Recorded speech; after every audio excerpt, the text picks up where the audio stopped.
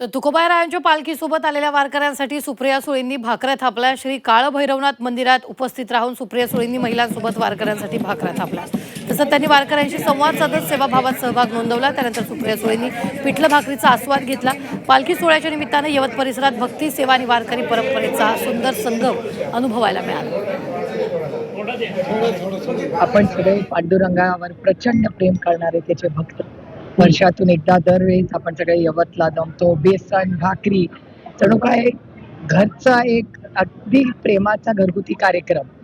आणि इथे संपूर्ण गावामधून जी भाकरी येते आणि जे बेसन बनतं त्याला एक वेगळीच गोड चव आहे. आणि त्यातला ठेचा, वा, मजा आल्या.